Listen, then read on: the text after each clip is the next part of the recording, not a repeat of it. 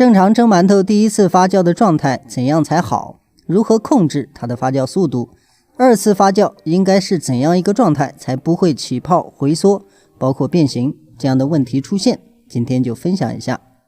大家好，我是老莫。有朋友说自己看了很多视频，学了很多经验，然后做出来的馒头还是同样的问题，究竟该怎样去走这个程序，才能让它避免同样的问题出现？这个视频就跟大家分享一下我的经验，希望能给大家带来一些帮助。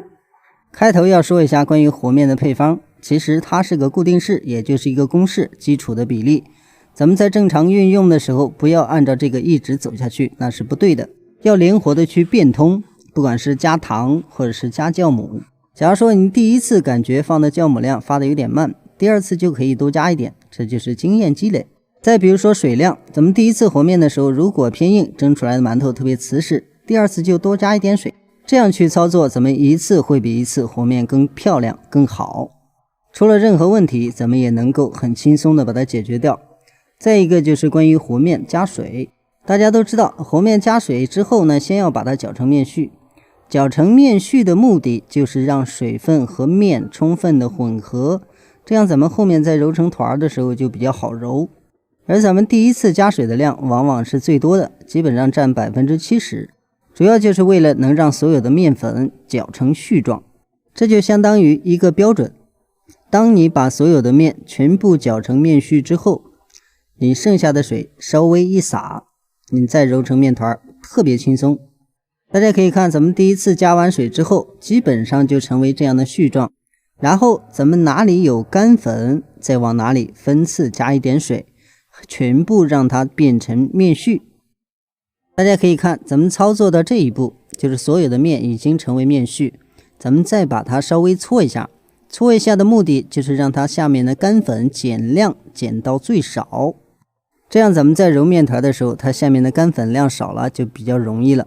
大家可以看，咱们搓好之后呢，它一点不会粘手。像这样的状态，咱们剩下的水直接洒在上面就 OK 了，咱们不需要直接往里倒，全部洒上面，这样会更匀，咱们再揉成面团就比较轻松。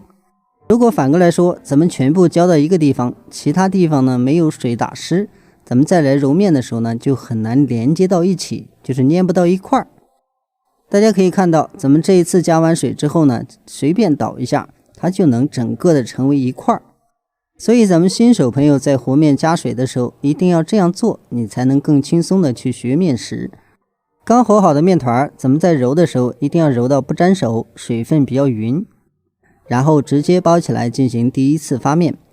前面如果有什么问题在这里说。然后第一次发面一定要记得把它全部包裹严，或者是盖起来盖好，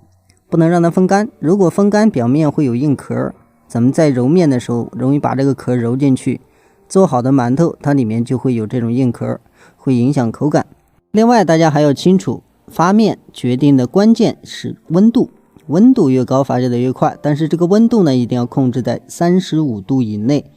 这个温度下，咱们控制发面速度啊，包括发面状态都比较稳定。然后发好的面团，大家可以看整个体积变大，拿起来的时候能感觉到它很轻盈。然后咱们用手直接戳一个洞，不会回缩，不会塌，保持的时间还比较长。这个发酵状态就是比较漂亮、比较好的一个状态。然后咱们切开，大家可以看一下它里面的蜂窝状态。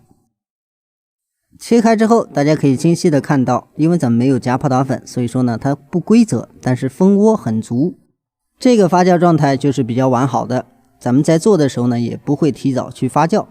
所以咱们新手第一次发面一定要记好这种状态，不能让它过大或者是过小。然后咱们今天呢不揉面，直接用压面机压，因为这里呢并没有什么难度，只要咱们发面发的刚好，手揉也好，压面机也好，都比较快。不过这里呢还有一条要提醒大家，咱们在揉面的时候一定要把它揉紧实，尽量不要让它气孔过大。压好的面在卷的时候也要注意好，不要让里面夹杂过多的气，这样才能保证咱们发好之后不会起泡。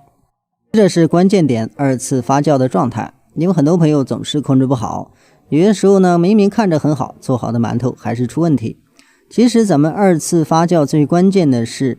覆盖严，不能让它风干，就是表面不能变硬。如果变硬，它皮芯会分离，就是起包。首先让大家看的是冷水蒸的一个状态，大家可以轻点一下，如果像这样有个窝，然后它能慢慢的起来，这个持续的时间呢，大概在30秒左右，它就能恢复。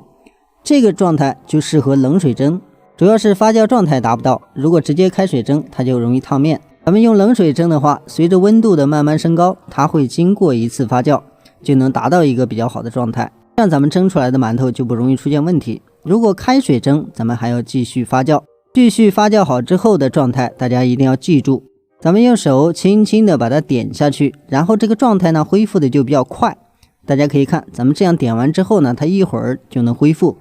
这样一个发酵状态，咱们就可以直接蒸了。同时大家还要注意，咱们用火开始呢不要过大，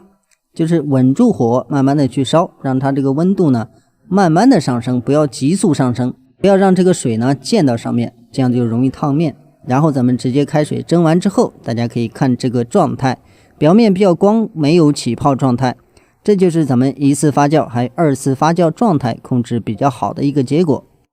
所以咱们在家里面做馒头，如果同时出现起泡、回缩、死面这样的情况，大家一定要注意好2次发酵的状态，千万不要发过，让它稍微欠缺一点，不要太饱满，